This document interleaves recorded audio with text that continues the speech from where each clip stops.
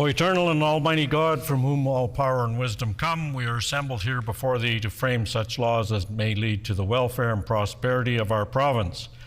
Grant, O merciful God, we pray thee, that we may desire only that which is in accordance with thy will, that we may seek it with wisdom and know it with certainty and accomplish it perfectly. For the glory and honor of thy name and for the welfare of all our people, amen. We acknowledge we are gathered on Treaty 1 territory and that Manitoba is located on the treaty territories and ancestral lands of the Anishinaabe, Anishinaabe, Dakota Oite, Dene Sulanine, and Neothoic nations. We acknowledge Manitoba is located on the homeland of the Red River Métis. We acknowledge northern Manitoba includes lands that were and are the ancestral lands of the Inuit. We respect the spirit and intent of treaties and treaty making and remain committed to working in partnership with First Nations, Inuit, and Métis people in the spirit of truth, reconciliation, and collaboration. Please be seated.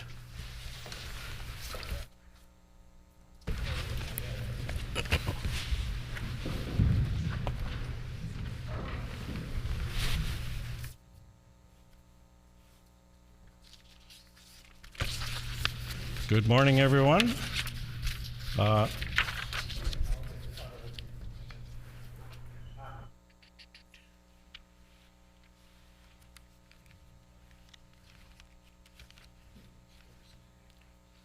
Orders of the day, private members' business, the Honourable Government House Leader. Miigwech, Honourable Speaker, will you please call for second reading debate Bill 200, the Firefighters Recognition Day Act, It's a good one. Commemoration of Days, Weeks, and Months Act Amendment. Yep, it's a good one. It has been called for second reading Bill 200, the Firefighters Recognition Day Act, Commemoration of Days, Weeks, and Months Act as amended. The Honourable Member for Waverley. Thank you, Honourable Speaker. I move, seconded by the member from Assiniboia, that Bill number 200, the Firefighters Recognition Day Act, Commemoration of Days, Weeks, and Months Act amended, be now read a second time and be referred to a committee of this House.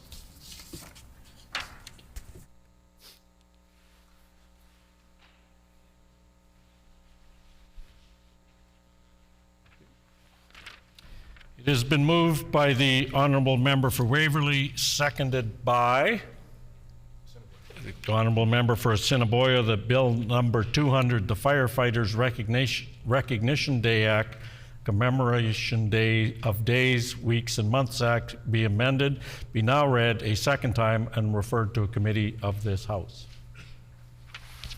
The Honourable Member for Waverley.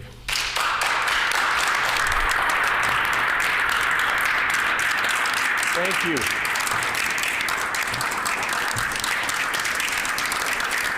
Thank you, Honourable Speaker. Thank you, Honourable Speaker, and good morning, everyone. Today I'm proud to rise in support of the 43rd Legislature's first private members bill, the Firefighters Recognition Day Act. It is so special to bring this part of my life into the Legislature and to emphasize the outstanding work of our firefighters across Manitoba. And I want to draw attention to a number of firefighters in the gallery today, many of whom I worked alongside here in Winnipeg, and they're also coming all the way from Brandon this morning. So if we give them a round of applause, please.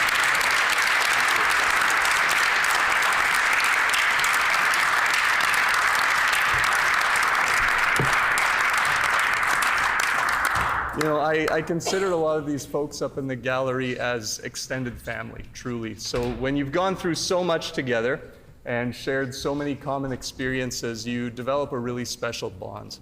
Firefighters are there on Manitobans' worst days. As I look up in that gallery, I see faces of firefighters who've been there with me when we've had to tell a father that their daughter didn't make it, or that we were in a fire together and the roof collapsed. So firefighters have put their lives on the line day after day to make sure Manitobans have someone there for them on their worst day. It's the kind of connection that's difficult to describe, try though we may in this chamber. We've also been alongside each other as the job of firefighters has changed over recent decades. Increasingly, firefighters are asked to respond to mental health and addictions crises alongside paramedic and police services because the need has become so great. When you're the closest first responder to any crisis, you go, regardless of the type of emergency. And when all the community resource organizations have closed down for the night, firefighters and other first responders are often the only ones left to deal with the complex social problems which never sleep.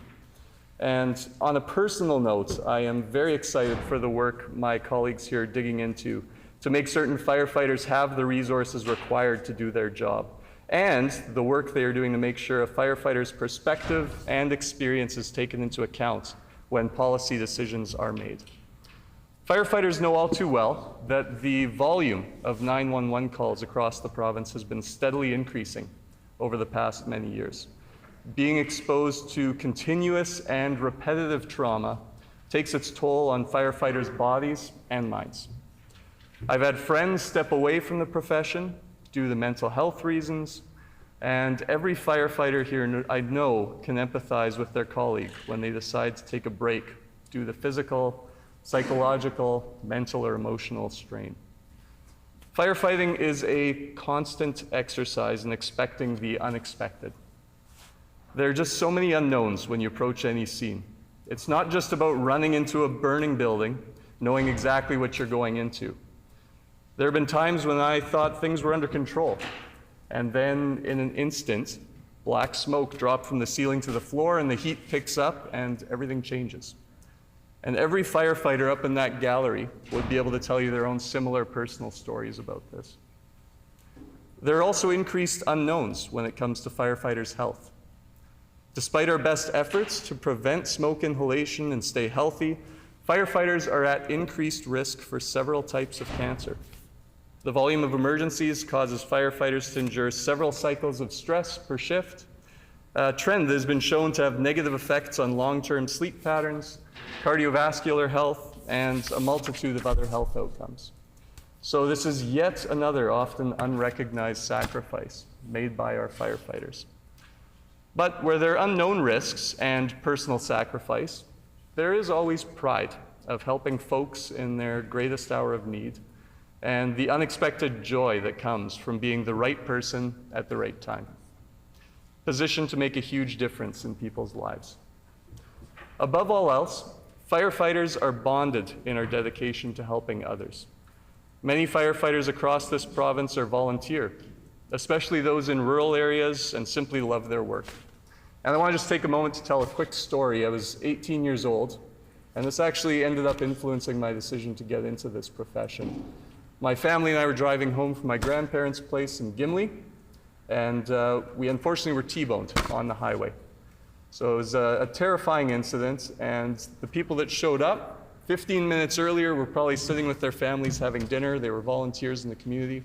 They showed up, they calmed us all down, they made sure we were all stabilized, and they got my family to the hospital. And it made an indelible impression on me and was a big driver for why I decided to move forward as a firefighter.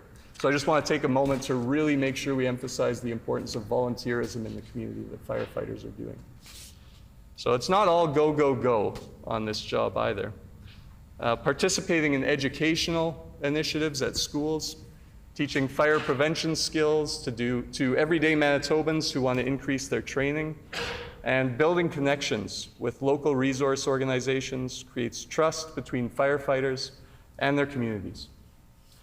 Seeing people excited about our work gets us excited to go to work each and every day.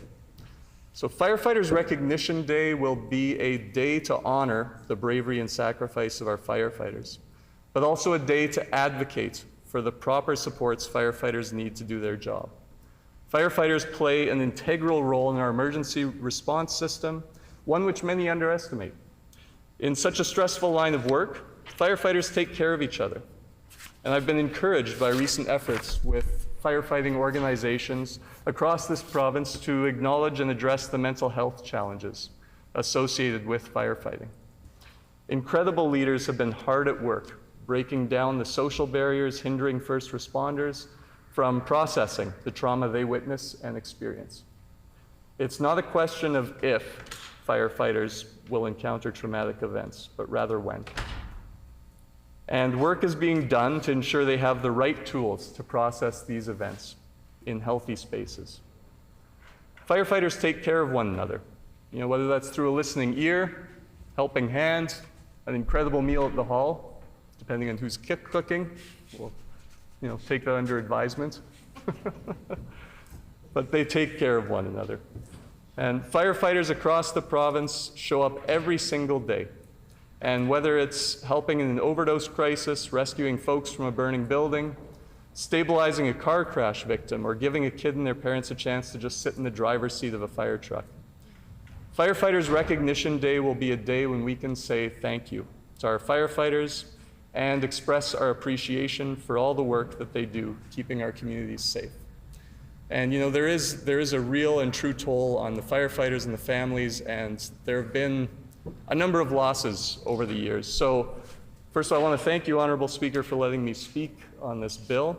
And in recognition of those firefighters who did pay the ultimate sacrifice, I'd like to ask leave for a moment of silence.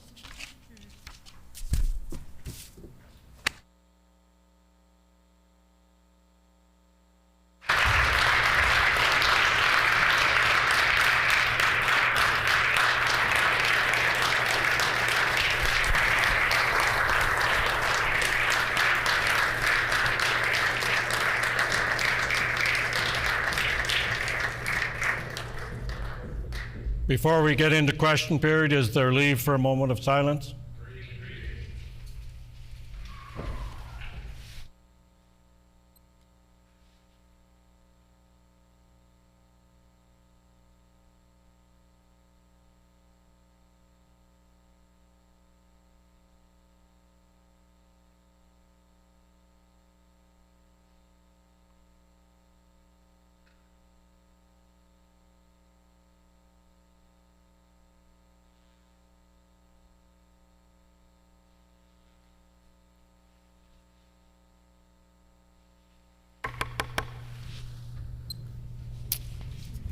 A question period of up to 10 minutes will be held, with questions may be addressed to the sponsoring member by any member in the following sequence.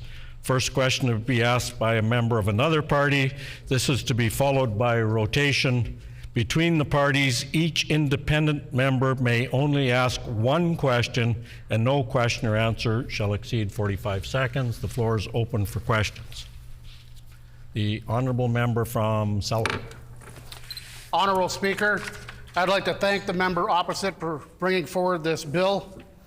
As a proud uncle of a firefighter, I'd like to know how the general public will be educated on the importance of May the 4th, Firefighters Recognition Day. The honourable member from Waverley. Yeah, thank you, Honourable Speaker, and thank you for the question, and thanks to your nephew for his service with the fire department. I think it's just yet another chance for firefighters to be able to sort of say to the public, this is what we do every day. This is our work. There aren't necessarily formal institutions in place to push this out to the public, but on May 4th and leading up to that day, this will allow administrations across the province to emphasize the important work that firefighters are doing all across the province. Thank you.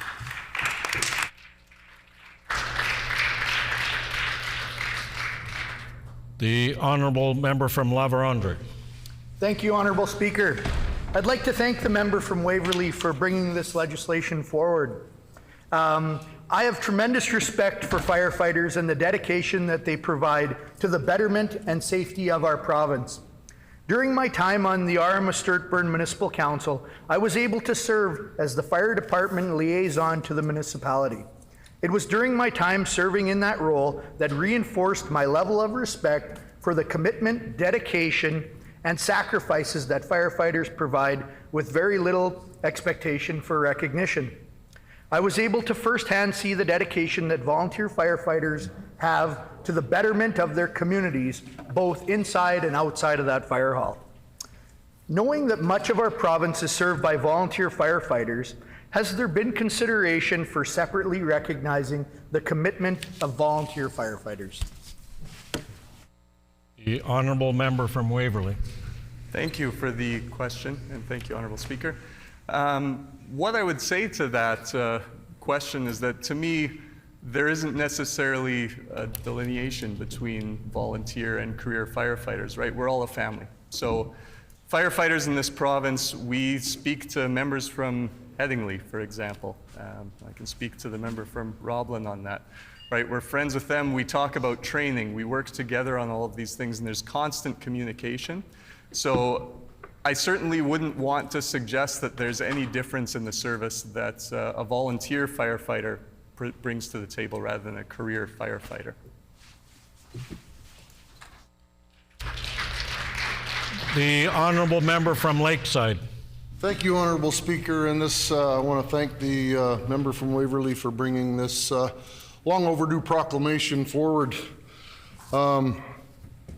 It's kind of near and dear to my heart. I spent 15 years on the Woodlands Municipal Fire Department. I want to recognize our Chief Dean Campbell and our Deputy Chief Debbie Buchanan for their years of service that I got to spend time with them, and now in their capacity. So I just want to know, can the government ensure that all municipalities across the province are made aware of this proclamation so they can all take part in celebrating and recognizing their members of their departments? The honourable member from Waverley. Thank you, Honourable Speaker, and thank you for the question. Thank you for your service with the fire departments. I think that this government has shown very clearly over the last month and a half, 2 months, that we're very focused on making sure that we're communicating with municipalities in this province, with our attendance at AMM, and meeting with all kinds of stakeholders across the province in many different ways. So that relationship will certainly continue, particularly with my role here as MLA for Waverley, and making sure that awareness for firefighters is made all the way across the province. So yes, absolutely, the municipalities and volunteer departments will be well aware of this, this Appreciation Day.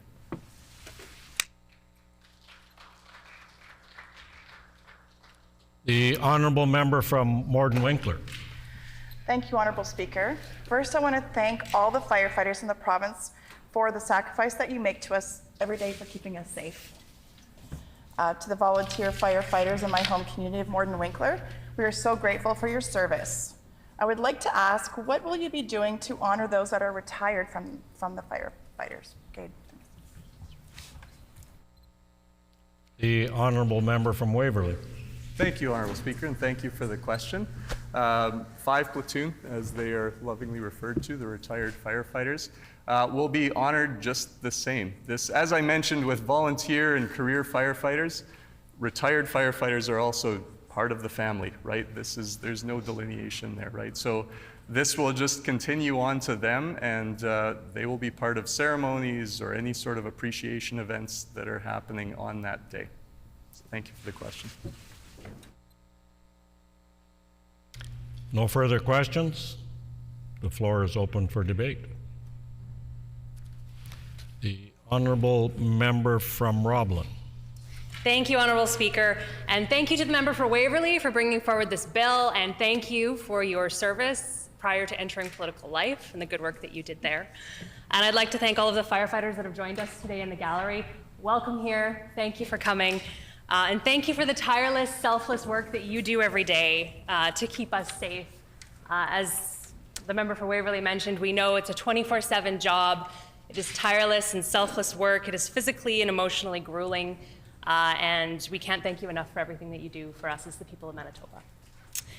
My constituency of Roblin is very well served on the Charleswood side by the Winnipeg Fire Department at Station 18 on Roblin Boulevard, and in Headingley by the Headingley Fire Department. And I'm very pleased to have an opportunity to put a few words on the record about the good work that firefighters do in our communities as it relates to this bill, the Firefighters Recognition Day Act. So not only do firefighters keep us safe in one of the most terrifying situations that any of us could face, they're also very community-minded and very present in our communities. We all know they spread important community safety information, for example, reminding us all to change our smoke detectors, educating kids about the importance of fire safety, and this one I just became more cognizant of actually during the election campaign, but the importance of having a visible address at your home. I think any of us who have door knocked in a rural area have felt the frustration of not knowing what house you were at, and I can't imagine how stressful that must be for some of our rural firefighters out on a call when they can't find the house that they're sent to because people don't have their address posted. And I think that's just really important safety information to get out there. Our firefighters visit schools and attend community events. I think those of us in Winnipeg are all familiar with the Fire Safety House that's often placed at school barbecues and community events and fun runs. And here in Winnipeg, actually, I'm a Girl Guide leader, and we took our Ember unit on a tour at Station 11 in St. James. And there was a mix-up with our tour date on the day of, but the gentlemen at Station 11 were game anyway, and they put on a heck of a tour. And you might be familiar with Station 11 if you're in the city, because their trucks have the Spider-Man on the front of the truck. And if any of you are from Station 11, I'm going to mess this up, so I apologize. The reason for the Spider-Man is that the firefighters at Station 11 are actually specially trained to do particular risky types of rescues that involve climbing and rappelling, hence the Spider-Man. But the tour that they gave the girls was just incredible. They have a rappelling wall in the station for training. They actually did demonstrate the fire pole, which the kids got a kick out of. And they were so patient with the girls too. You know, they'd be sitting in the fire truck just getting a kick out of it, and we'd be like, okay, come on down. They're like, no, just let them sit, let them enjoy it. So I thank them for the work that they do in our communities and with kids in particular. And as a guider with that unit, I actually got to try on the firefighting equipment, and I can tell you it is very heavy and very hot, and it gives you a new appreciation for the work that our firefighters do, having to wear that when they go to a call. And in Headingley, the volunteer fire department supports so many community events on top of the life-saving work that they do. Just last weekend, they were out in full force at the Headingley Santa Breakfast, flipping pancakes for hundreds of people. And they also put on an event every year called the Headingley Run for Wishes. And that's a charity run, and it's organized by the fire department. And I'd like to just take this opportunity to thank those involved in organizing, but in particular, Josh Malvena. He's a resident of Headingley and a volunteer with the Headingley Fire Department for all of his efforts to organize the run. The run has been getting bigger every year, and every year the run supports some great causes.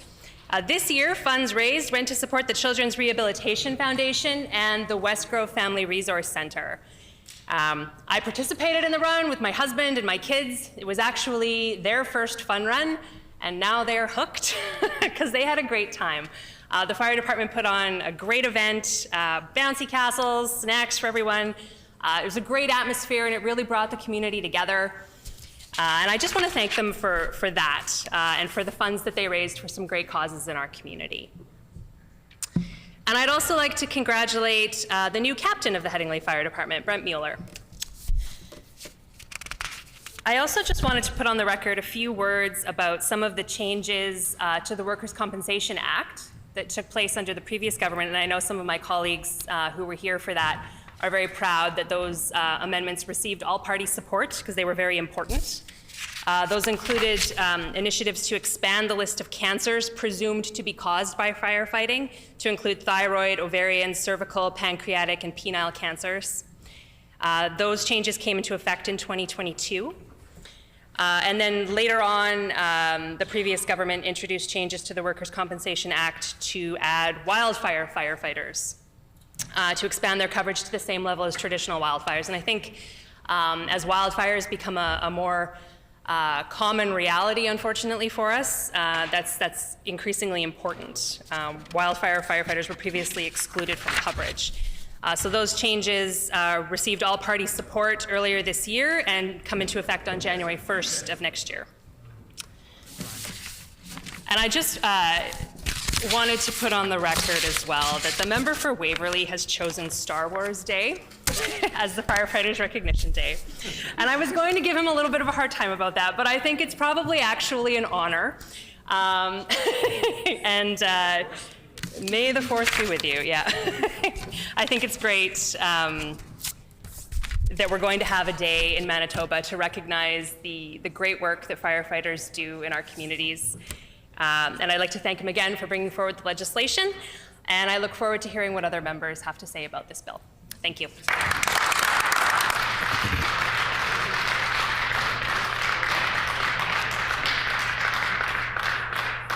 The honourable member from Brandon West. No, sorry, the honourable member from St. Boniface.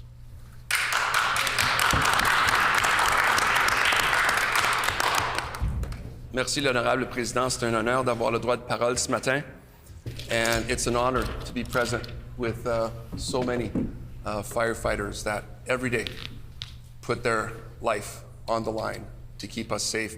And I'd like to take this opportunity to thank the member for Waverley for bringing such a bill forward. In October, I had the chance to visit the Hazardous Materials Response Hall at Hall number 2, I believe, on Archibald. And I was impressed by the level of preparedness, dedication, training, know-how, equipment, and overall knowledge that these men and women have in order to be able to keep us safe. And having all these incredible firefighters present, I'd like to take this opportunity to reflect a little bit on why is it that they do what they do? Because they are heroes.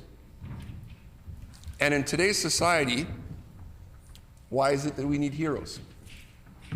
And I think part of it is that we need role models. And I'd like to once again publicly thank them for the role models that they are for our society, our young children, our young boys and girls, because role models help us and help our young children recognize who they are, where they're from, and where they're going. The other thing I'd like to recognize is that, sacrifice and putting one's life on the line does have a toll. As the member of Waverley had spoken to, mental health, especially in the last 10 years, has been recognized as something that we as a government, we as a society, has to be something that we deal with not only on a daily basis, but on a better basis. And when I spoke to the tools, the physical tools that our firefighters have access to, we have to make sure as well that they have the supports. And I think that this day of recognition helps us ensure that they have the supports that they need to have every day so that they can do the job that they do to keep us safe. Taking care of one another, I think, is central to how we move forward as a society. The fact that the respect and the care that these firefighters demonstrate for us on a daily basis is commendable. I can go to work every day. My wife can go to work every day. My children can go to work every day, knowing that in a moment's notice, in a time of need, 24 hours a day, we can count on our firefighters to be there for us. And I also want to reflect on the fact that, the training that needs to be there for our firefighters is ever evolving. We have to ensure as a government that we continue to make sure that our firefighters have the best possible equipment, the best possible training to be able to respond in moments' notice to a crisis. When I think about our cities in general and how complex our cities are, active transportation, railway, all sorts of vehicles running through our cities, our firefighters sometimes are asked to jump into impossible situations.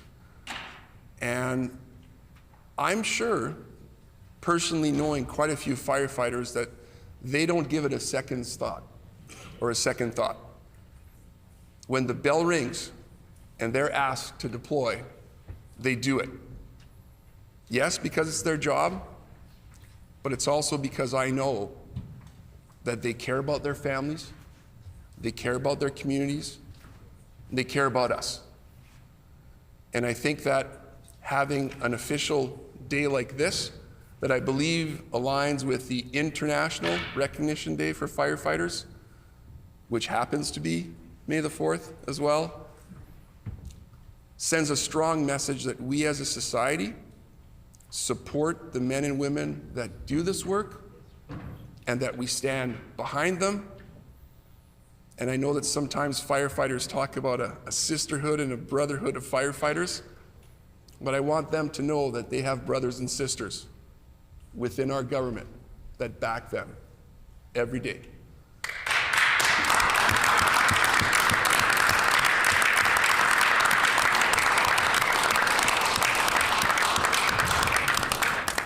Alors, merci l'honorable président.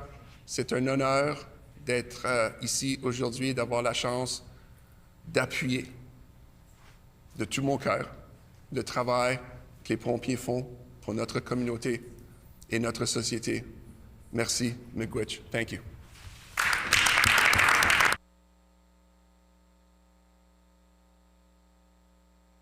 The honourable member for Brandon West.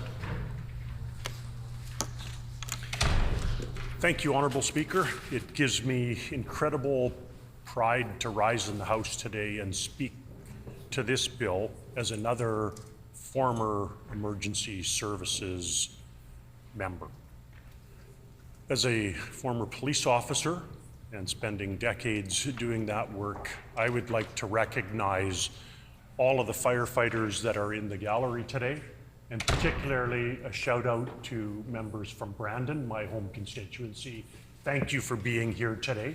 And I don't like having my back to you, but for this purpose, I will continue for my address. So thank you to each and every one of you for being here today and supporting this important bill.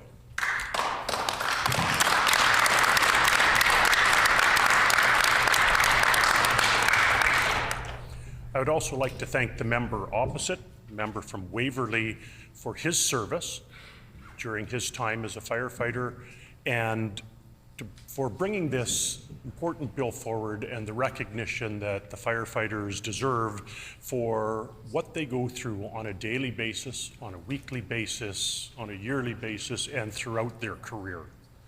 We already know that the previous government, the PC government of the day, passed legislation to assist firefighters in dealing with different presumptive cancers throughout their time of firefighting. And I know the Workers' Compensation Amendment Act was brought forward, introduced by the former leader, the former premier, our leader of our party, on November 26, 2021, and it received all party support and came into effect on January 1st, 2022.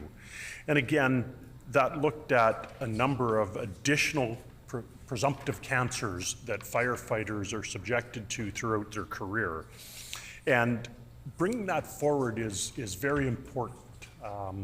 I had a friend.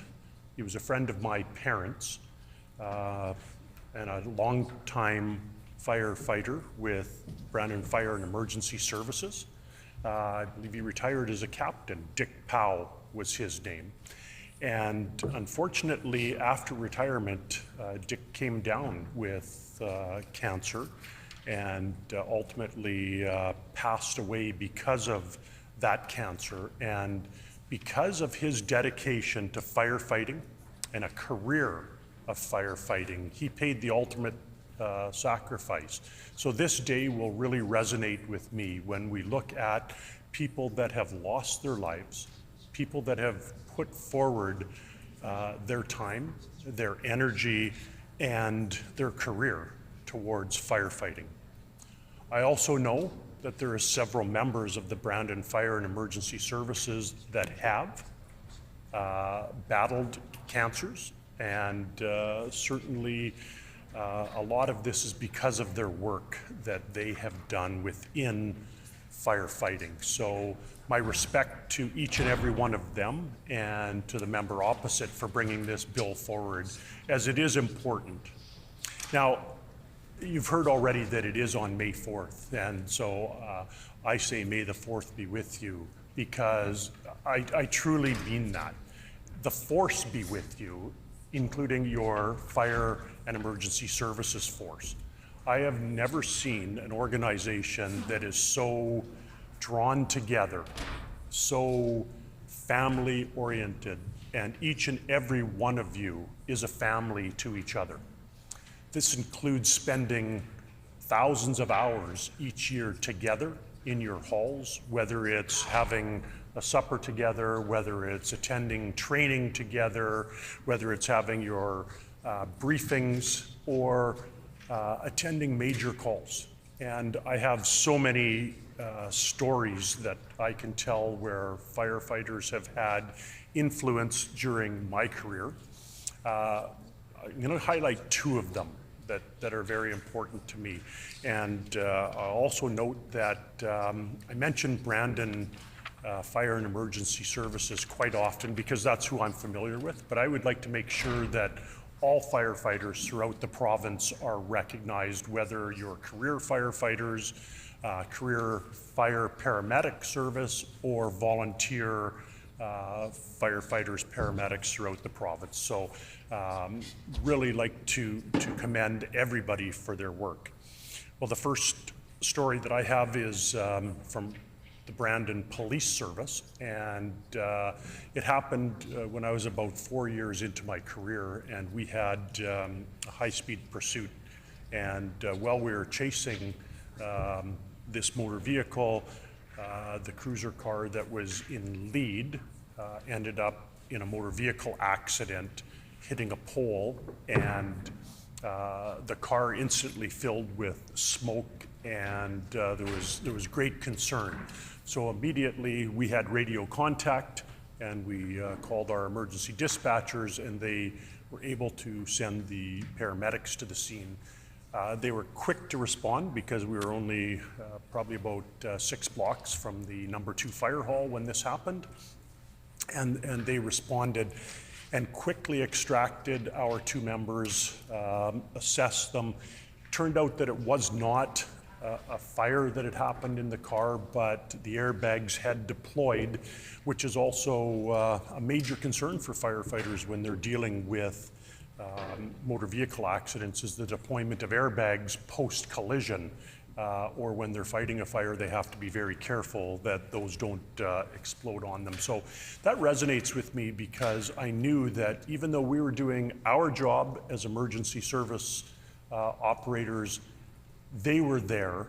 The firefighters, Brandon Fire and Emergency Services, were there to make sure that we were well attended to and that my colleagues could go home safely that night. The other one is Brandon has had several years ago a major fire that devastated our downtown. And Brandon Fire and Emergency Services is one of the few across the country that are a dual service, fire and paramedic, dual trained. So they are responsible for responding to not only fire service calls within the city of Brandon and the local RMs, but also for paramedic calls. And so when we had our devastating fires that started in an older building in our downtown, it quickly spread to 2 or 3 other buildings. And it is the first time in history of the Brandon Fire and Emergency Services that they had to call in mutual aid. Usually they're providing the mutual aid. This time they had to call in the mutual aid. So it resonated with me that we still had protection in our city, even though our resources were fully expanded within the city. So not only did we have 3 active fires going on within the city of Brandon, we still had to deal with all of the emergency calls to our E911 center. And those emergency calls included any paramedic or transports or anything else. So very important that, again, the triaging happened at the fire hall, and they had to look at their emergency command. I would also like to make a shout out to our E911 operators, and my daughter-in-law, Shalane, is an E911 dispatcher in the fire hall here at Brandon, in Brandon, that houses the E911 center. So they are a lifeline to firefighters who are dealing with active situations as well as the paramedics, and making sure that they have a voice to each and every one of the first responders. And again, that's all part of the family, the emergency services family that take care of each other within our organization. So in closing, Honorable Speaker, I would like to thank again the dedicated, selfless, and brave firefighters, firefighter paramedics, the volunteers, and all of those who provide this service across our great province. This also has to include firefighters that are working in the forest fire industry through natural resources and making sure that their lives are protected. So thank you to the member from Waverley for bringing this forward.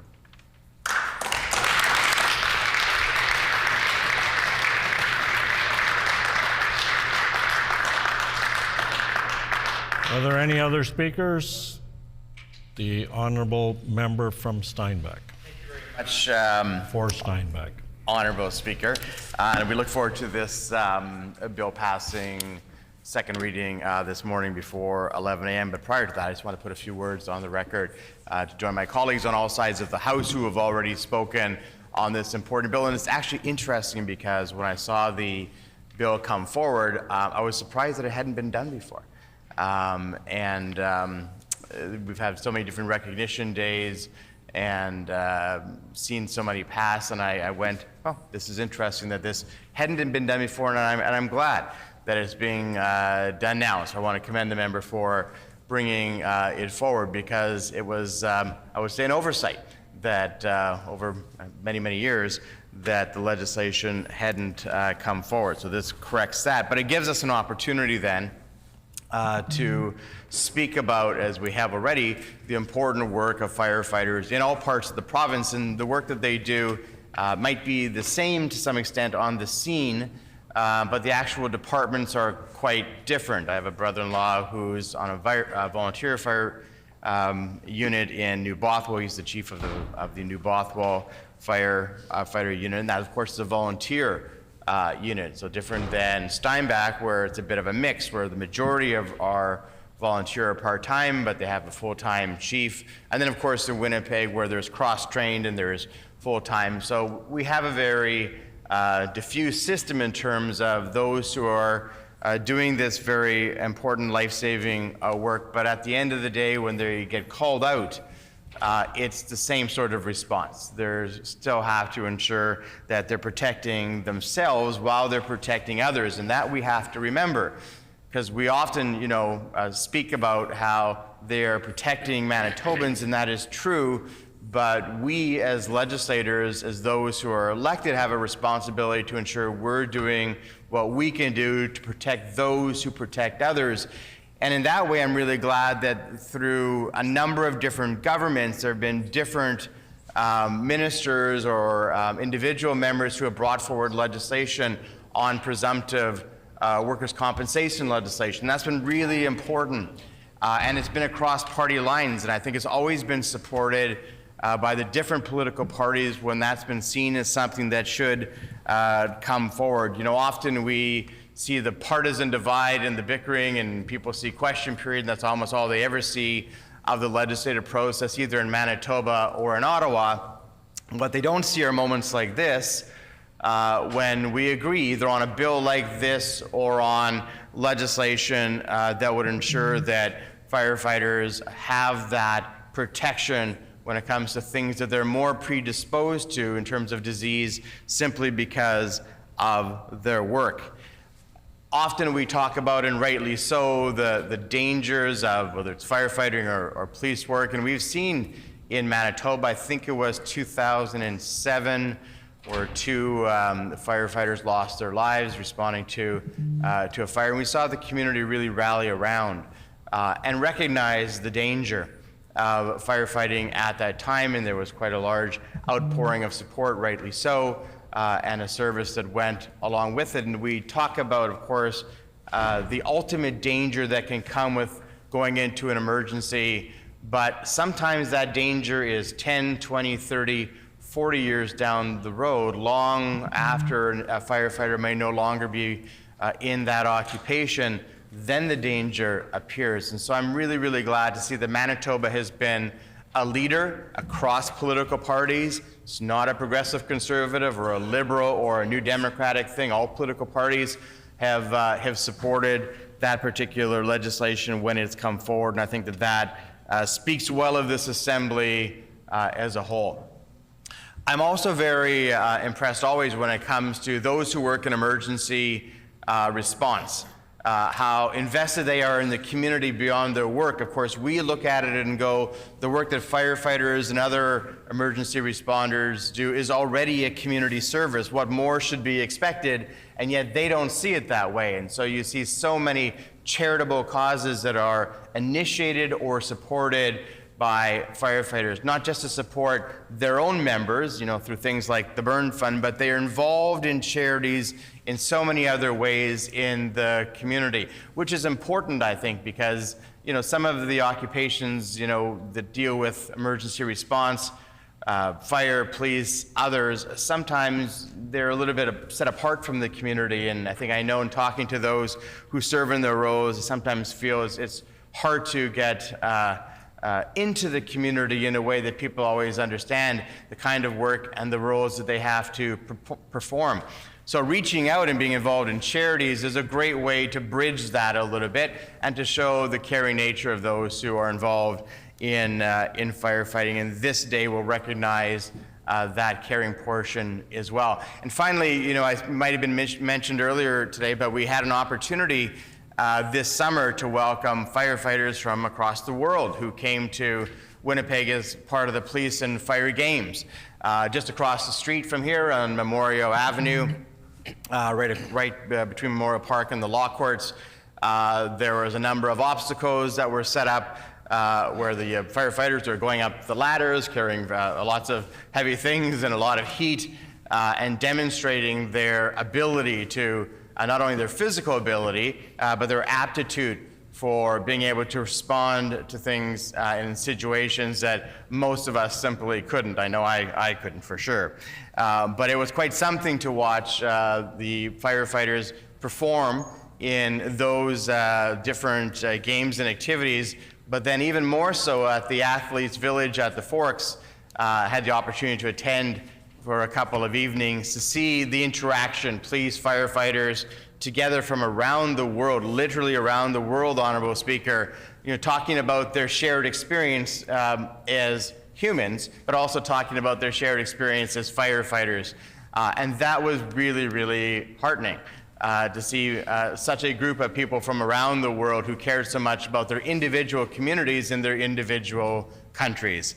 And so with those words, Honorable Speaker, I believe that our side is not only willing to see this move on to the committee stage, we're enthusiastic to see it move on to the committee stage. We're grateful for those who've come and joined us here this morning. And of course, they are representative of a much larger group who wasn't able to come here this morning because, of course, they're working and doing the important things of keeping our community safe. But I would ask them to pass on behalf of all members of the Assembly, the unified support for this bill and our eternal and unified gratitude for the work that each of you do. Thank you very much. Is the House ready for the question? The question before the House is second reading of Bill number 200, the Firefighters Recognition Day Act, Commemoration of Days, Weeks, and Months Act amended. Is it the will of the House to adopt the motion? Agreed and so ordered. I declare the motion carried. The Honourable Opposition House Leader. Can we ask if there's will to call it unanimous? Their will to call it unanimous. It's called unanimous.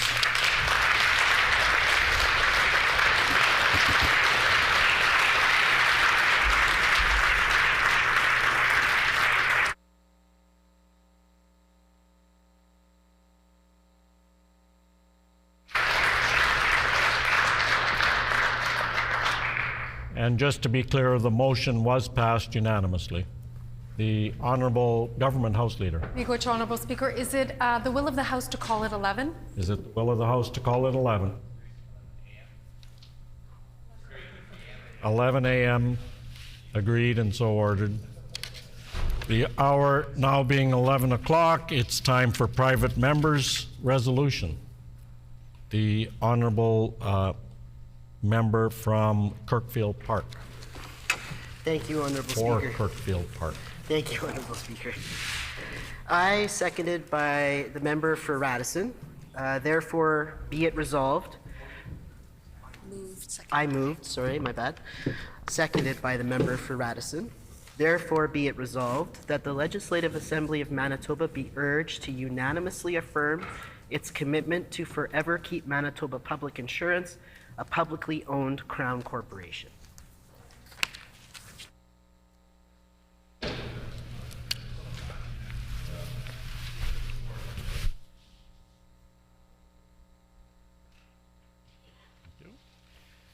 It has been moved by the Honourable Member from Kirkfield Park, seconded by the Honourable Member for Radisson. Therefore, be it resolved, the Legislative Assembly of Manitoba be urged to unanimously affirm its commitment to forever keep Manitoba Public Insurance a publicly owned corporation. The motion is in order. The Honourable Member for Kirkfield Park.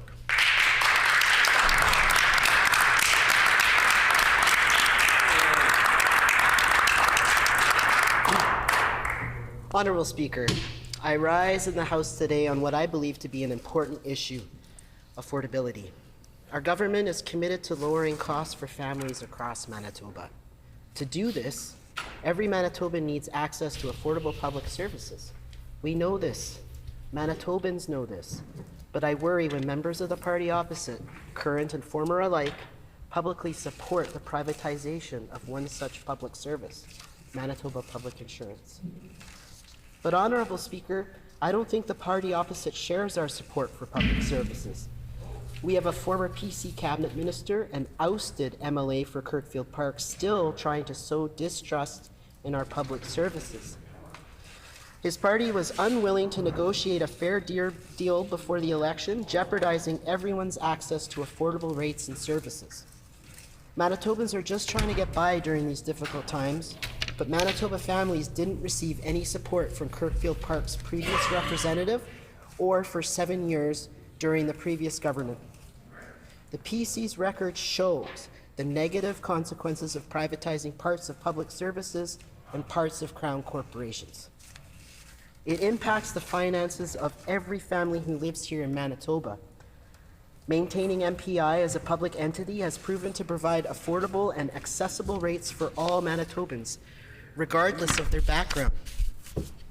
In 1971, the Schreier NDP government established AutoPack as a public service so that every Manitoban would have affordable insurance rates, because having access to a vehicle is essential for travel across the province.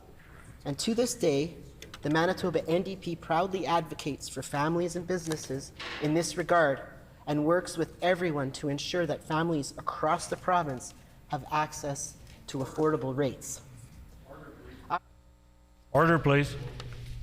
If I could just interrupt the member for a minute. We have some guests in the gallery that are leaving right away that I want to be able to recognize before they leave. We have seated in the public gallery from Neepawa Area Collegiate 30 grade 9 students under the direction of Michelle Young. The group is located in the constituency of the Honourable Member for Agassiz.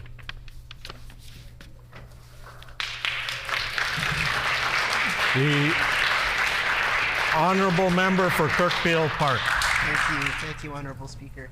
Our government stands with workers who work hard and patiently waited for a fair deal to be presented. We went to work right away to end the strike that the PC started, which was an apparent effort to sow public distrust in what was one of our key crown corporations. It was the government that my predecessor was a part of, who decided that it was not in their interest to work with workers. Public services like MPI employ thousands of hardworking Manitobans, the same Manitobans that ensure access to affordable and quality services, which provide safe roads and safe drivers. You know, I knocked on thousands of doors in Kirkfield Park, and I earned this seat. I worked really hard to get this seat.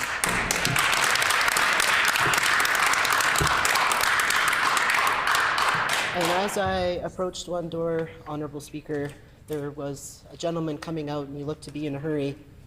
And I asked him if it was okay if I asked him a question, and he said, "Yeah, I'm on my way to get gas. I can only afford $10 in my tank because I'm an MPI worker and we're on strike right now." And you know, he told me about his struggles to try and put food on the table, to try and pay rent, and to try and make ends meet for his family, and it was really terrible. And he asked me, what are we going to do about the strike? And I told him, we're going to end the strike. We're going to work with workers. And that's exactly what we did. But when workers and families needed them the most, the previous government left them struggling. And I know that our government, this new NDP government, is proposing real solutions to address these concerns of affordability and mismanagement. We've tabled legislation that would cut the fuel tax, saving people 14 cents a litre when they fill up at the pump. We've secured a commitment from the federal government to help families switch to geothermal pumps, saving them money and lowering our carbon emissions. In this short time alone, Honourable Speaker, we have secured $500 million in new investments with the federal government to deliver low carbon and affordable electricity, measures the previous government could have taken but failed to. Throughout this session alone, the PCs have proven they do not hold the public's interest at heart. They've been playing games with the fuel tax amendment, jeopardizing the hundreds of dollars families could save. We are in an affordability crisis, and now more than ever, we need to ensure integral services remain public. Despite that, the previous PC government raised auto insurance rates on Manitobans, undermining the savings a publicly owned system provides to them.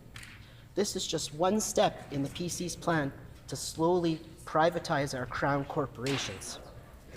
As someone who grew up in Alberta, I've seen firsthand that in other jurisdictions where auto insurance is privatized, it's ratepayers who get squeezed. A private operation's primary concern is making money, not saving money for working and middle-class Manitobans.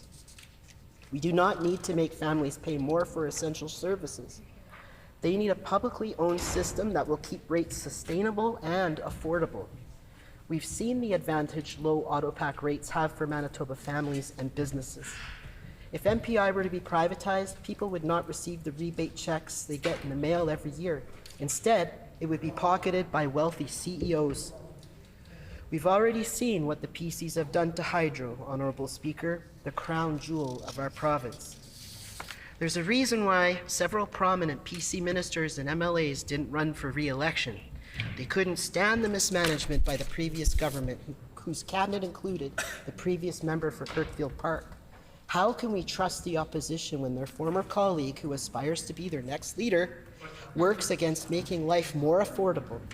I fear for Manitobans if this is the type of policy the members opposite endorse. We have only to look at how the previous PC government handled the MPI strike. As soon as our team formed government, we didn't blame working people, and we didn't call for privatization. We came together with a plan, and we went straight to work to resolve the strike immediately. We empowered a new board of directors with a mandate to fix the mess the opposition left behind and negotiate a deal that balanced the needs of ratepayers and employees and the needs of families and workers who should never have been pitted against each other. The former government wants to talk about what they left behind for us. Well, Honourable Speaker, They left a bad taste in the mouth of working Manitobans and their families when they decided to play games with their finances. People are looking for affordability measures now, and keeping services like MPI public does just that. The former minister and member for Kirkfield Park unabashedly supports the privatization of MPI. He was well at home with the PC party who mismanaged essential services like healthcare and education.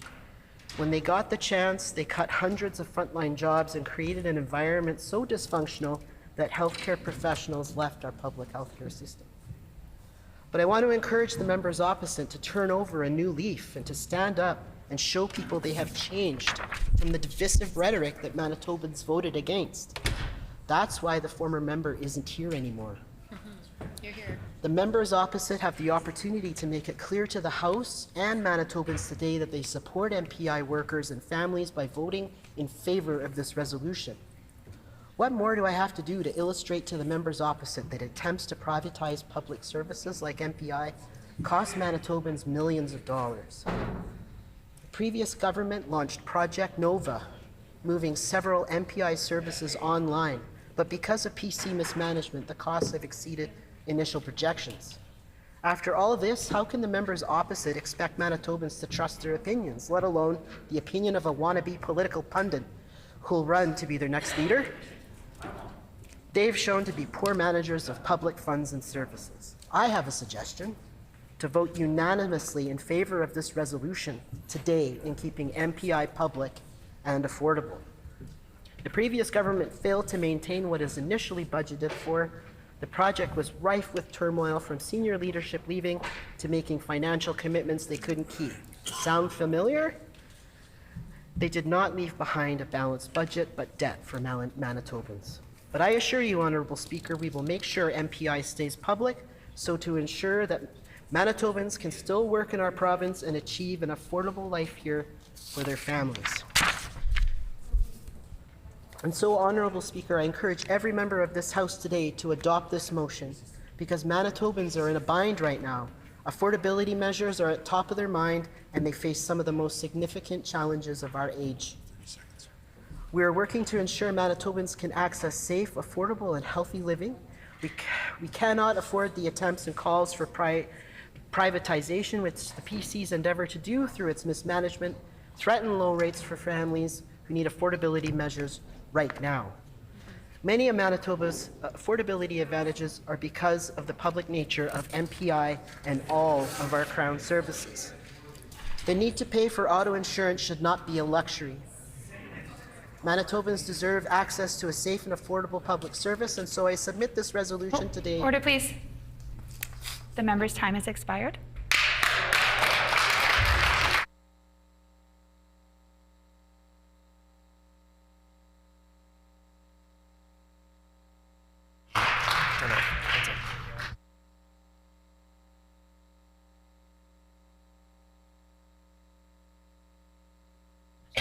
A question period of up to 10 minutes will be held, and questions may be addressed in the following sequence.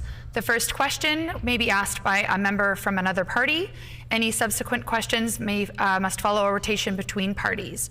Each independent member may ask one question, and no question or answer shall exceed 45 seconds.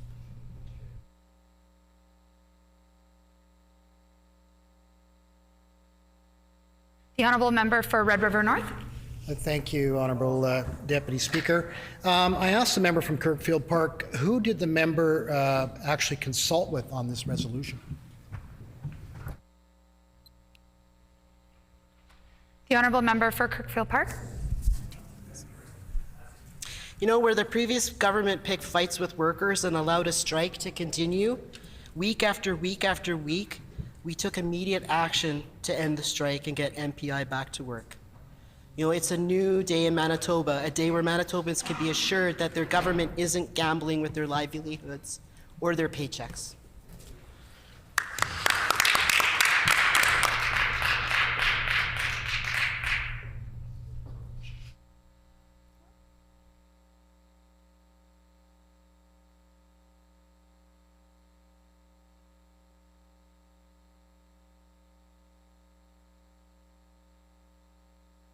The honourable member for Seine River. Thank you, Honorable Assistant Deputy Speaker. Other failed PC candidates have either been silent or disavowed their previous colleagues since the election due to their conduct. Manitobans rejected old ideas in favor of our plan, which is to fix healthcare and address affordability. What does the member for Kirkfield Park think was the purpose of the former member writing an article supporting privatization? The honourable member for Kirkfield Park. Look, I think the former member is just trying to find a job, specifically to be the next leader of the official opposition.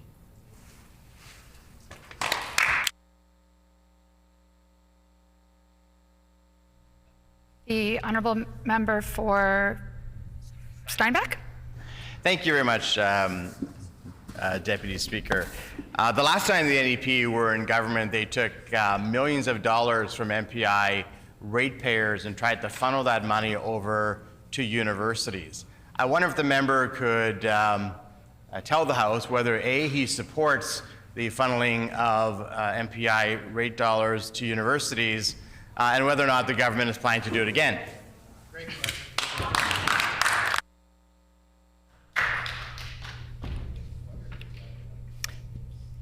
Honourable member for Kirkfield Park.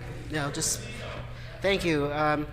I will say a few things here about this. We will not take any lessons from the members opposite on Manitoba Public Insurance. There we go. And Project Nova.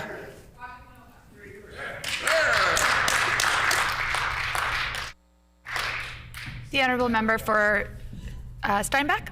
Yeah, actually, it was, well, I was recognized now, so I.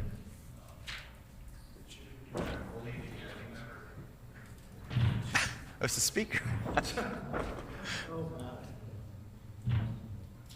Honourable member for Burroughs. Honourable Speaker, I want to thank my colleague, the current member for Kirkfield Park, for bringing this resolution forward today. We've seen the previous government be silent about its leadership vows. I wonder if the former member in question even vets his op-eds with PC caucus leadership. Does the member for Kirkfield Park think the PC caucus agrees with the failed member of Kirkfield Park on privatizing MPI? The honourable member for Kirkfield Park. You know, we've seen the previous government's attempts to privatize public services here in Manitoba. I won't speak on their behalf as to whether they support their former colleagues' ideas, but they can tell us today by supporting this resolution. Good job. Good job. Good job. The honourable member for Spruce Woods. Thank you. Just curious. It's only been about 3 weeks, so you know it's a bit confusing, I guess, at early start. But the government would make a decision on a Crown corporation, not the Legislative Assembly. So, who in the government is the member for Kirkfield Park concerned about privatizing MPI? Here, here.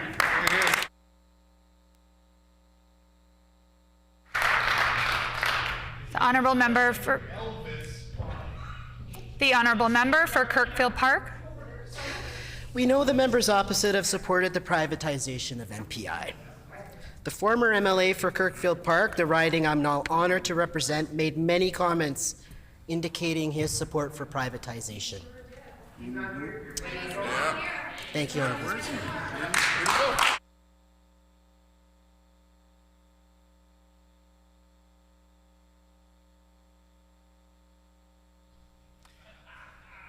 The honourable member for Assiniboia. You were recognized. It's me. Honourable Assistant Deputy Speaker, it's clear that the previous government did not make workers and families a priority during its mandate. If this wasn't enough, they threatened our public services that keep Manitoba affordable. Can my colleague from Kirkfield Park tell us how the previous government mismanaged MPI? The honourable member for Kirkfield Park. We have to only look at the strike and Project Nova, both of which the previous government had no idea what was going on. Thank you.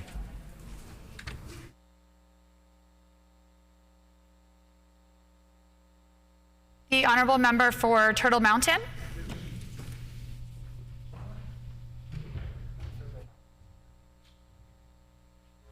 Speaker, I just want to ask the member for Kirkfield Park that if the member was so deep respect for MPI that he professes, is he willing to apologize on behalf of his party for the years of neglect where the NDP let the IT infrastructure rot without investing any more money into their system? And I want an answer for that. The honourable member for Kirkfield Park. You know what? The PC government allowed the MP strike to drag on for 10 weeks, leaving thousands and thousands of Manitobans unable to get their driver's license, their vehicles repaired, and so much more. And another thing, Project Nova, $300 million. What a mismanagement, Honourable Deputy Speaker. The honourable member for Radisson. I would like to thank the member for Kirkfield Park for bringing forward this resolution and for ousting the former member for Kirkfield Park. Honourable Assistant Deputy Speaker, it's thanks to our government that we were able to negotiate a fair deal with workers and balance the needs of ratepayers. On this side of the House, we understand the need to preserve the public good. We didn't play games and we put hardworking Manitobans first. Can my colleague from Kirkfield Park explain why public auto insurance is important for families and businesses in our province?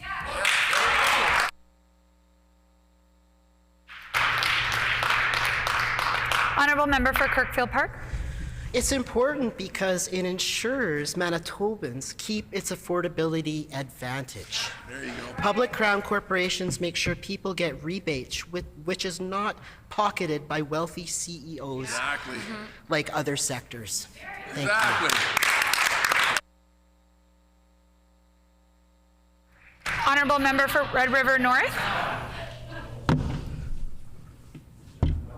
Honourable member for Red River North. Thank you, Honourable Deputy Speaker.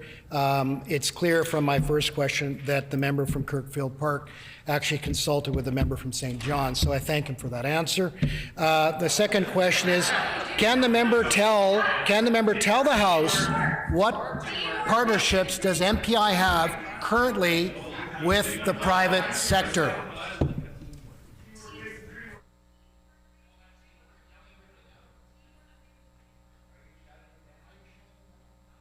Honourable member for Kirkfield Park. So the mandate we gave to MPI allowed folks to come together at the negotiating table and settle the strike. There you go. This deal demonstrates our respect for the workers at MPI and our commitment to responsible management of the public purse. It shows that we can value workers and work towards balancing the budget within one term.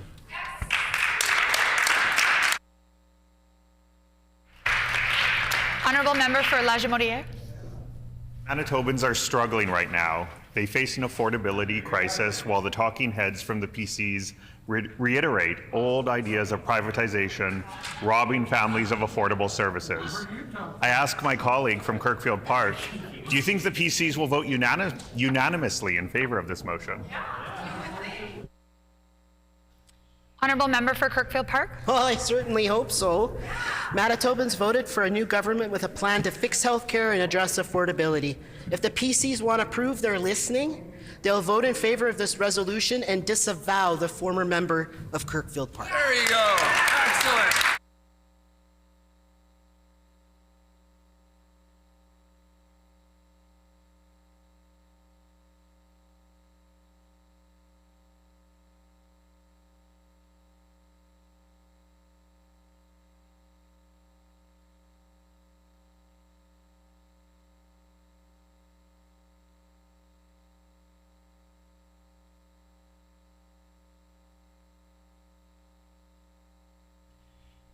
Honourable member for Steinbach. Can the member confirm that the reason that he is so passionate about this issue today, and we all of course support keeping MPI as it is because the government, previous NDP government, took money and tried to move it to universities, took money from MPI and tried to move it into roads, and then took money and gave Jets tickets to all the cabinet ministers in the NDP. Do they want to keep it public simply because they want Jets tickets and to funnel the money around like a private public bank, piggy bank?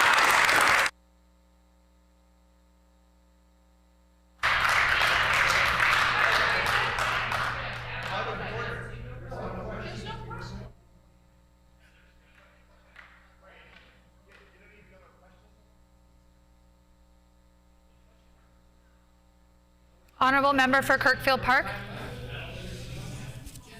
All right, moving forward, our priority as government is to fix the serious problems left behind by the previous government and to make sure rates remain affordable.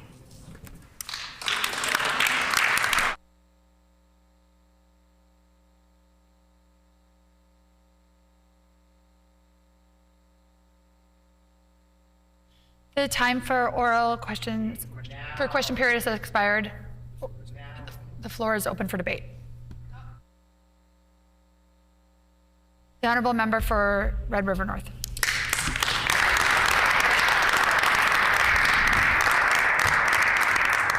Thank you, Honourable Deputy Speaker, and certainly a privilege to get up again and talk this morning about this resolution that we've just gone through a question period on with no answers from the member.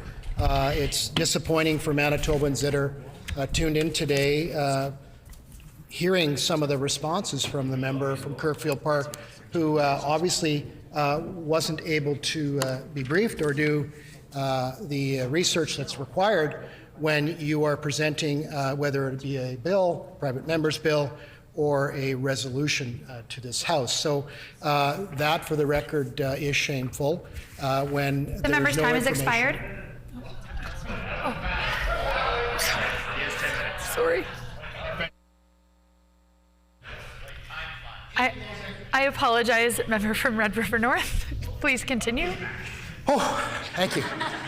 Getting tired here, up and down like a yo-yo. So, anyways, great. Thank you, Honourable Deputy Speaker, for recognizing me for a second time. And again, it gives me a great pleasure to put some facts on the record. We know. Thank you.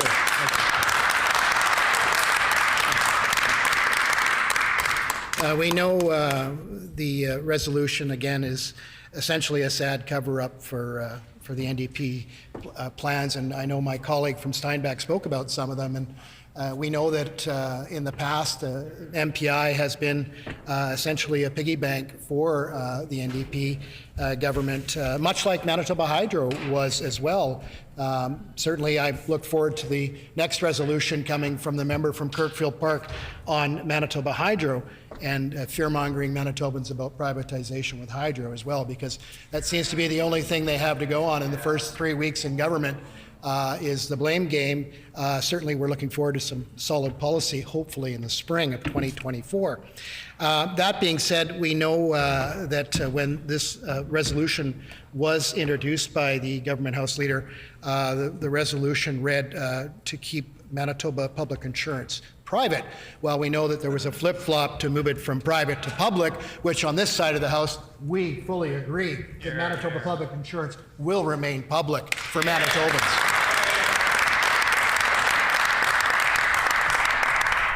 Some of the areas that the member from Kirkfield Park did touch on, again, and I wanted to provide the opportunity to give the member some information on exactly how our crown jewel of Manitoba Public Insurance does work to support Manitoba ratepayers, the owners of Manitoba Public Insurance.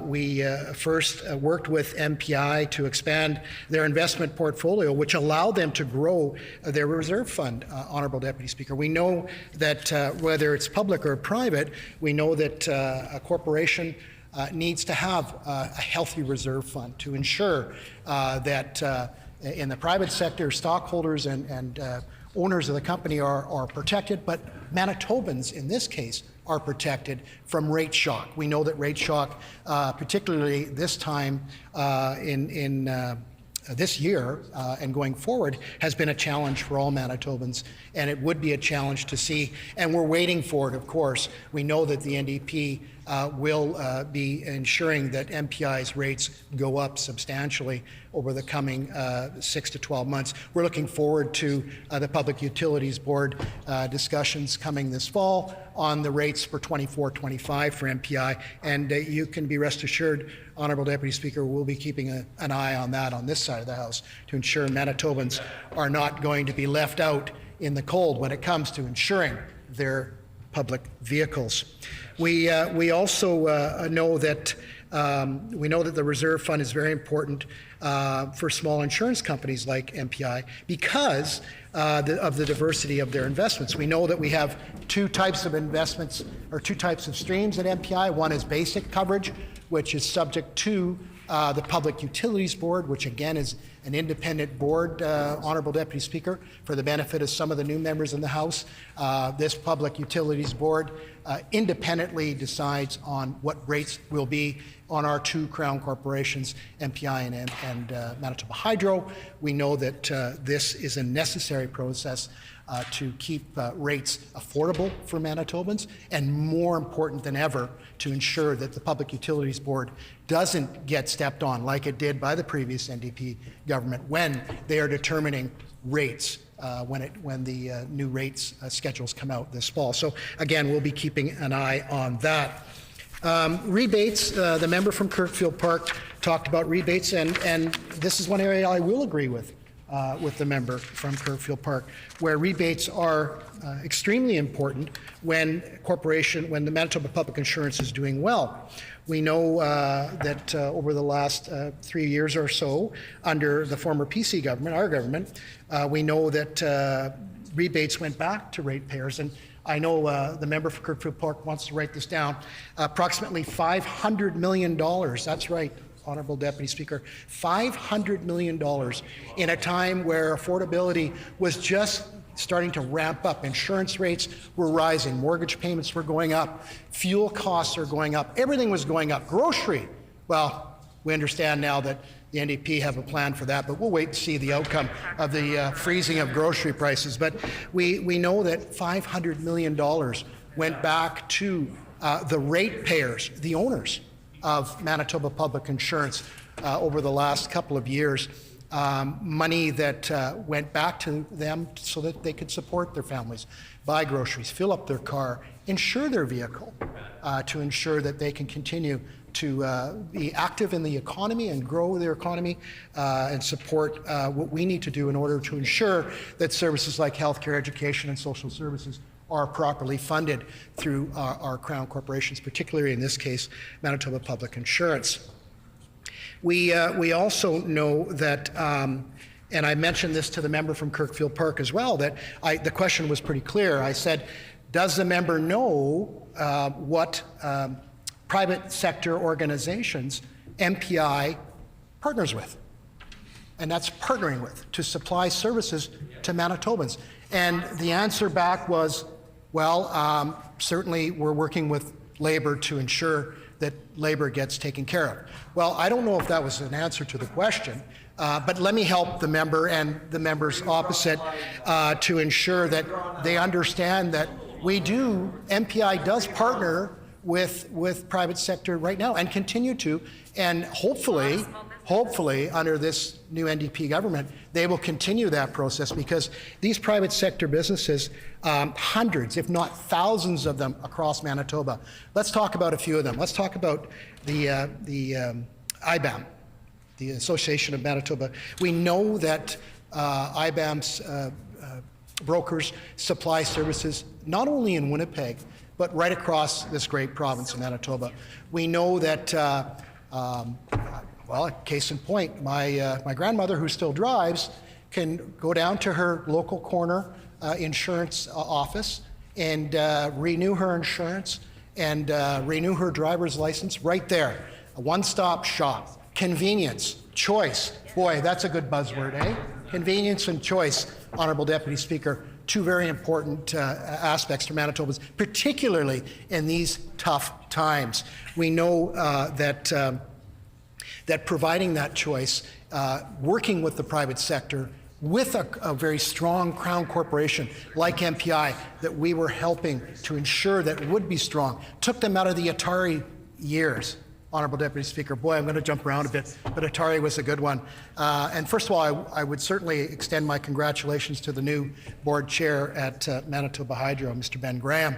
I had the privilege of working with Mr. Graham as the Crown Services Minister in 19 and 20, pre-pandemic, and I can tell you that without Mr. Graham's foresight, we wouldn't have been able to move forward with modernizing technology, not like the NDP for 17 years that were working on spreadsheets in the 1980s and 1970s. We were proud to work with Mr. Graham and the board and the executives at Manitoba Public Insurance to ensure that we bring Manitoba Public Insurance out of the dark ages and move them forward. So I thank him for that. And we also, of course, can recognize the fact that MPI should be focused in on their core initiative, and that's providing low-cost insurance coverage to all Manitobans. And we know that we set the table for that to happen.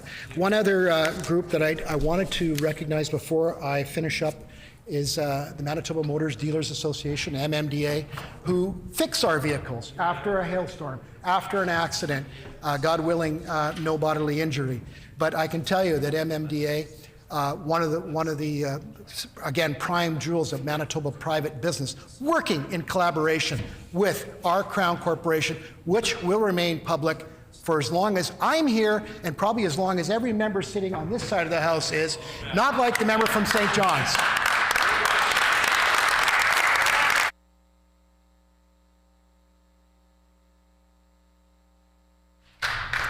Before recognizing the next speaker, I would like to make the House aware that because we called it 11 a.m. at 10:52 a.m., the noon recess will be at 11:52 a.m.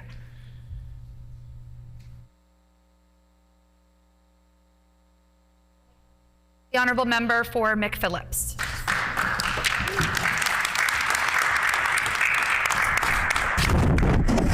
Thank you, Honourable Assistant Deputy Speaker. Still getting used to the time changes in this building. Apparently it's never the time you think it is on the clock, so it's an adjustment. But I'm proud to stand up today and support this resolution from my honourable colleague.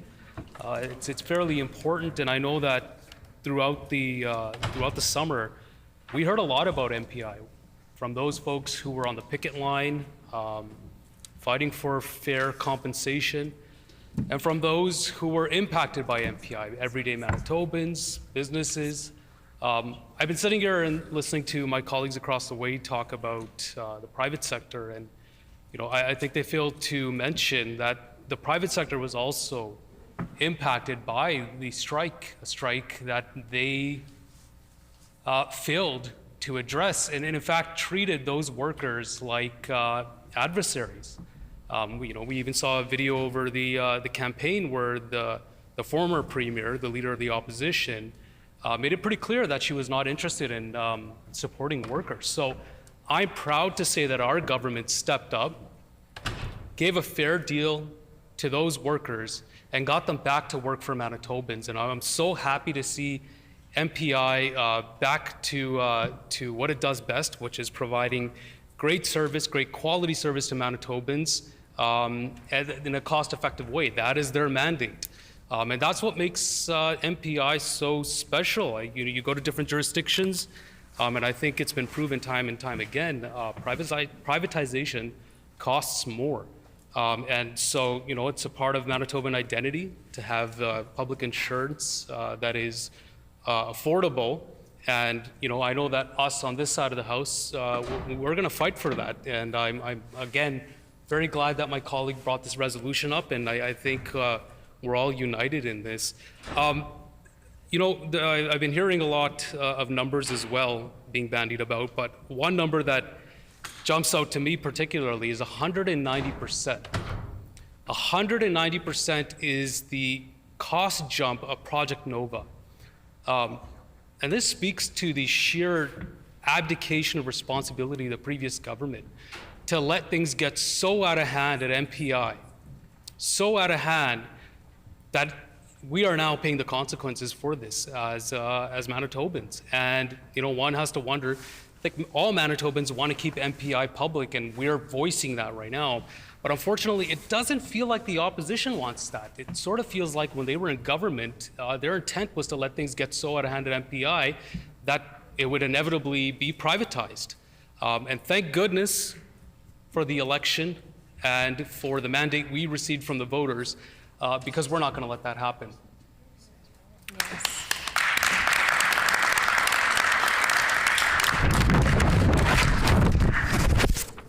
Just going back to, I heard a lot about this over the campaign too, from businesses, small business owners, driving instructors, transportation schools, garages, every one of them asking, when are we going to get MPI back to work? When are things going to get back to the way they were? And it seemed like everybody just wanted to have those workers get a fair deal, get their fair wages, and for all the other businesses and folks in Manitoba who were impacted by that to get back to how things were. And I just can't imagine why the previous government didn't want to do that. One thing I will note, I have the privilege of serving on the board of directors now at MPI, and I'm very grateful for the opportunity that the Premier has given me. I'm really blown away by the composition of the board of directors at MPI today. These are some incredible Manitobans, incredibly smart, talented folks who are now in charge and tasked with the big responsibility of cleaning up a pretty big mess left by the previous government. And so I just want to give a shout out to those folks who I know are going to do hard work, and also the entire team at MPI. There are a lot of good folks there looking to get MPI back on track, and I know we're going to do that, but it needs someone in government fighting for MPI. We didn't have that for the last 7 years. I think right now, with this resolution, we're making pretty clear where we stand. I would love to see the opposition support this resolution. That would be fantastic, because that would send a pretty positive message to Manitobans, but apparently there's no interest in this. And now we're hearing that former MLAs are being given columns to voice their opinions that they're now just throwing about and pretty comfortable with. And I guess that's that's what you do when no one listens to you anymore. You gotta call them in the Winnipeg Sun.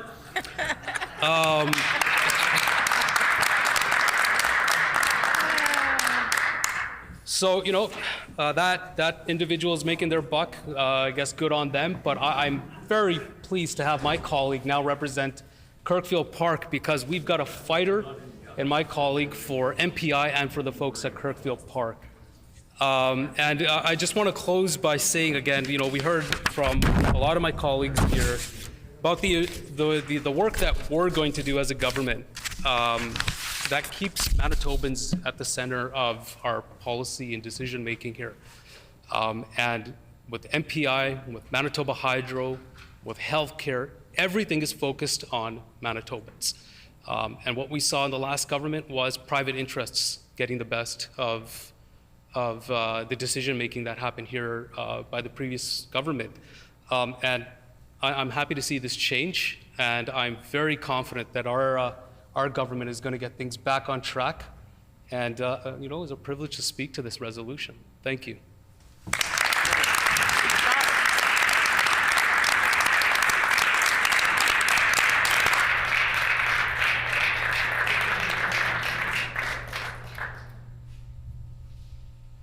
Honourable Member for Steinbach. Thank you, Honourable Speaker.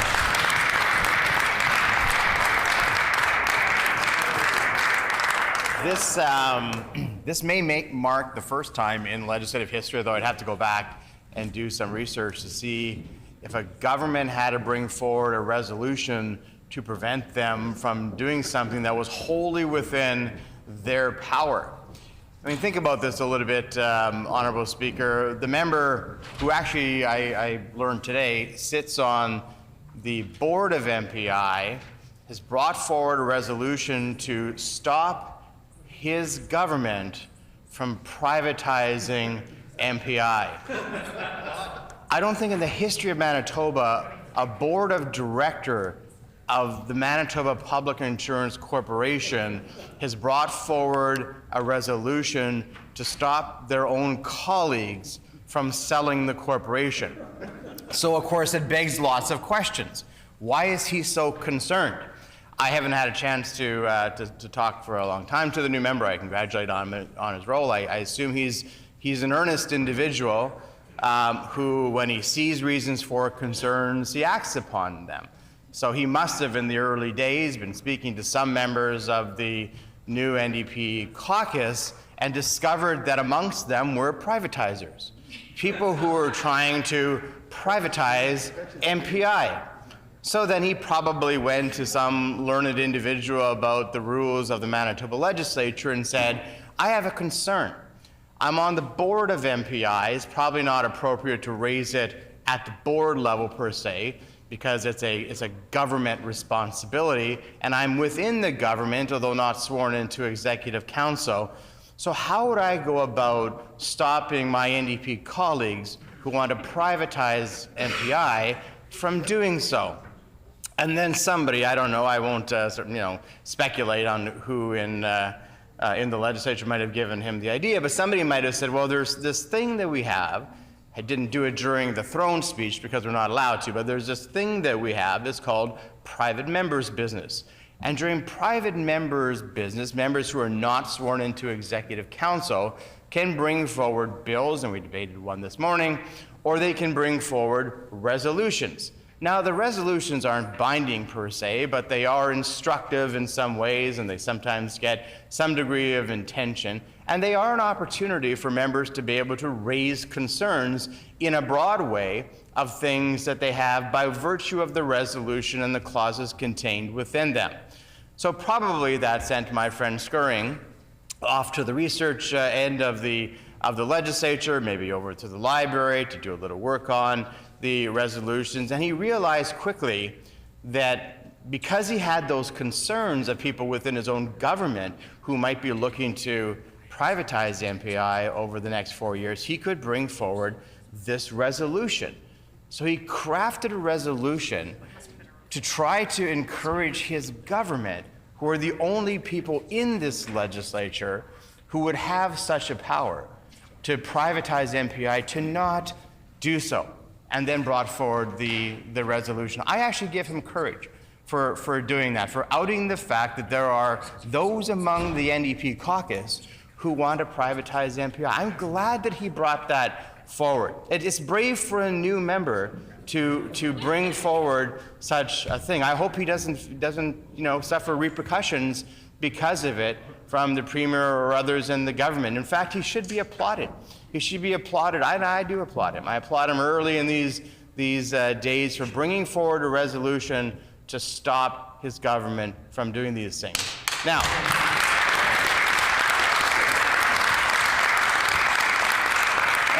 and I would encourage him to continue on that path of bravery, because I'm sure as he is within the caucus, he probably hears of members of the NDP who want to raise taxes. Of course, they've already indicated that they're going to be cutting some schools that were announced. They've already indicated they might not be proceeding with personal care homes, as an example. I'm sure we'll hear those announcements sometime soon. I know the Minister of Finance looks particularly sad these days, so he probably knows what it is he's going to be forced to announce.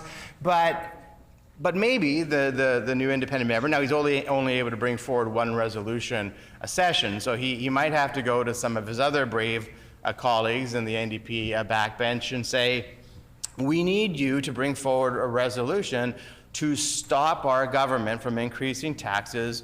We need you to bring forward a resolution to stop our government from not proceeding with the schools that have been committed to. We need you to bring forward a resolution to stop our government from not proceeding with the personal care homes, which Manitobans are expecting and have been announced. There's a lot of other resolutions that brave new member could bring forward to this House. And for good reason. And I understand why it is that he would have these concerns, because he, probably a student of history, has looked back a little bit at some of the days of, well, let's say, Gary Dewar. Some members of the House will remember Gary Dewar, some more than others, and they'll remember that one of the things that Gary Dewar did with Manitoba Public Insurance is he tried to lift money out of MPI and drop it into the universities. Now, at that time, of course, Manitobans came forward and said, well, that's very concerning because we're paying into MPI, and it should be a reflection of the risk that we have when it comes to insurance. It really has nothing to do with tuition, has really nothing to do with universities. Why are we taking the money that I'm putting into MPI and lifting it out and dropping it into universities? Now, after some degree of controversy, the then NDP government backed off of that plan and decided not to do that. And for that, I'll give Gary Dewar credit. But my friend across the way from McPhillips probably did a little further studying and also found out that, you know, the NDP, I'll give them this, they're resilient, because a few years later, they then went and said, okay, that whole university thing where we were trying to take money out of MPI and put it in universities, people probably forgot about that. So let's try to take money out of MPI now and drop it into road construction, because we don't want to put money into road construction. So now we'll take the rates that members have paid for MPI and put it into roads. Well, you know, the public is smarter sometimes than the NDP give them credit for. And it turned out that the public actually remembered the university fiasco and said, hey, this is just as bad. We already pay taxes into general revenues to have our road fixed. The money that we're putting into MPI is really about our rates, and it's about whether or not I should be paying so and so much based on my risk assessment as a driver and other things in the vehicle that I'm driving. So there was a controversy again, and the public rose up, and it took some weeks, maybe it was months, and the NDP said, whoops, I did it again. Okay, we're going to now step back, and they changed their mind, and they changed that policy.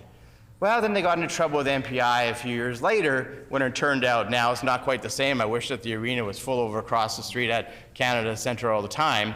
But back when the earlier days when the Jets came back, of course, you couldn't get a ticket. It was the hottest ticket, not just in Winnipeg, but really North America. You had people around the country trying to get a ticket and come here for a Jets game. But there was a select group of people who could get tickets. Yeah, there were. There were a select group of people who could get tickets, and those were the ministers in the NDP cabinet.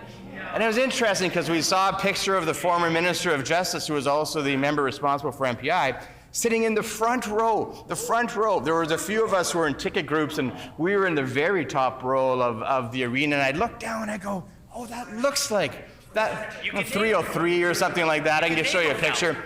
And I'd look down and I go, that looks like Andrew Swan down there. And I'd go, how did he get tickets? And then I'd find out other NDP cabinet ministers had gotten tickets. And I figured, boy, they're just lucky people, you know? They went onto the website when the tickets went on sale, and they, like the rest of us did, it was a bit of a lottery, right? And they just lucked out. They happened to get all these great tickets. And then I found out something. And Manitobans found out something. It wasn't actually luck. It wasn't actually luck. They were taking tickets that MPI had to the Winnipeg Jets and sending them to the offices of the legislature here. They tried to deny it for a little bit, and you know, it became a big scandal, and Manitobans got angry. Now, I only got 40 seconds left, or I'd go into the contract that they gave to the former CEO of MPI, and the contract said that they should do absolutely no work, gave $50,000 contract to a former CEO of MPI. Well, now they're mad, of course. Now they're angry. We've got them all worked up because they know this resolution is not only about protecting them from themselves, but Manitobans will soon find out. Manitobans will soon find out, and they'll remember. Just like when they tried to lift money for universities, for roads, and then the Jets tickets. And when it comes to the NDP, they don't think MPI is for the public. They think it's their individual piggy bank.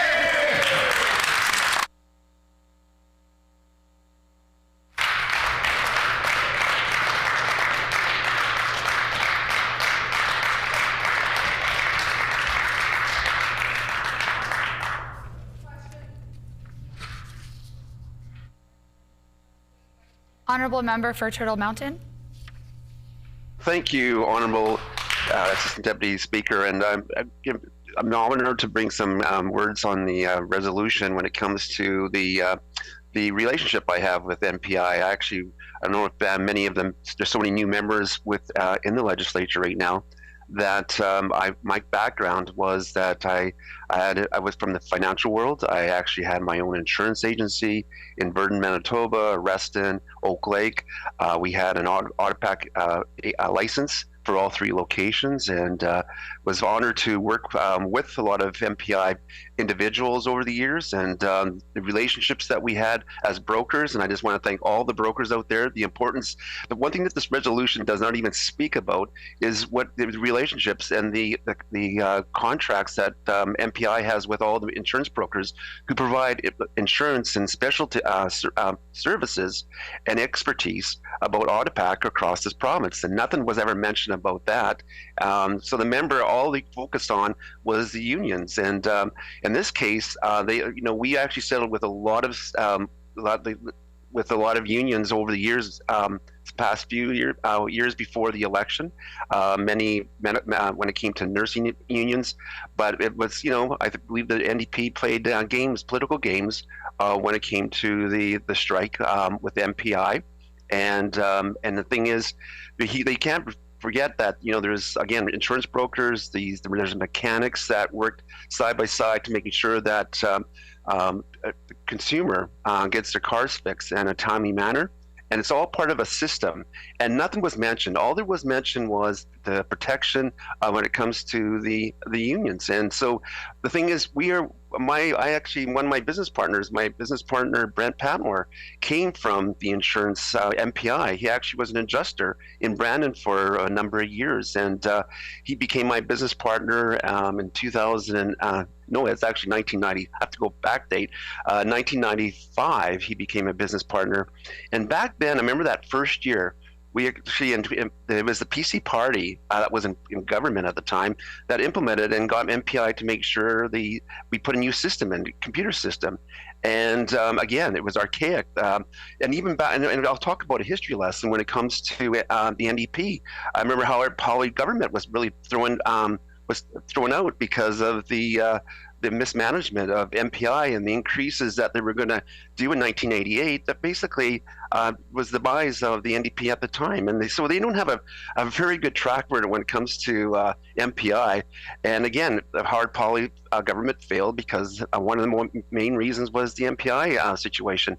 And then when we implemented the new computer system back in the mid-90s, it was a PC government that actually implemented that. And then again, during the time that the NDP were in power from 1999 to 2016, nothing was done to the computer system. So when we took over, we had to make sure that MPI gets back into the 21st century.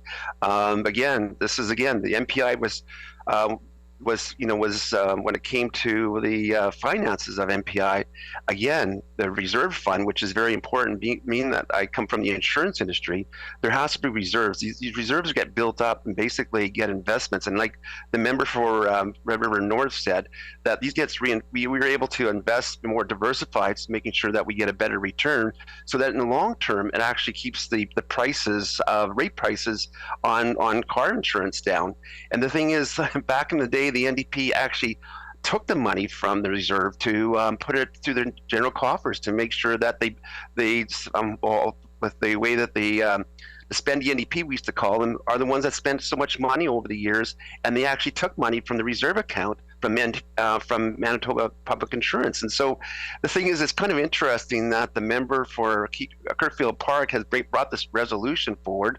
And it's amazing that they don't know the history of what the NDP has done to MPI. And the member for Steinbach has also indicated too the record that the NDP have when it comes to MPI. All they really care about is protecting the unions. And in this case, we believe that what's important. When it came to the negotiation with management and the employees of MPI, that was something that should not be interfered by a political party. And I'm sure I'd like to see what actually happened the time when they became into power now and how much interference they had. And of course, they have a track history of all the interference that they had with a lot of crown corporations, and even including Manitoba Hydro, that they, more than the Selinger government, more than doubled the debt of Manitoba Hydro. And again, we should not take any lessons from this NDP government. The dark days of the NDP back in the day, not only did they double the provincial debt, they've doubled the Manitoba Hydro debt. So they do have a really bad track record when it comes to Crown corporations. And so it's kind of ironic that the member from Kirkfield Park would bring this resolution forward because of the track record that the NDP have. And so, like I said, I want to thank all insurance brokers in Manitoba for all the work that they do to make sure that the customer gets looked after and making sure that the ratepayers it's affordable, and then we give special services to all that. And so I also want to thank the mechanics out there for all the work they have done to make sure that they fix the vehicles that Manitoba consumers need to make sure that they get to work, and to make sure that we provide, again, Manitoba Public Insurance is not just about this unionized employees, it's about a whole system out there. So again, I just want to thank the opportunity to put some words on the table here about this resolution, and I want to thank. When this matter is again before the House, the honourable member will have 4 minutes remaining. The hour being 12 o'clock, this House is recessed and stands recessed until 1:30.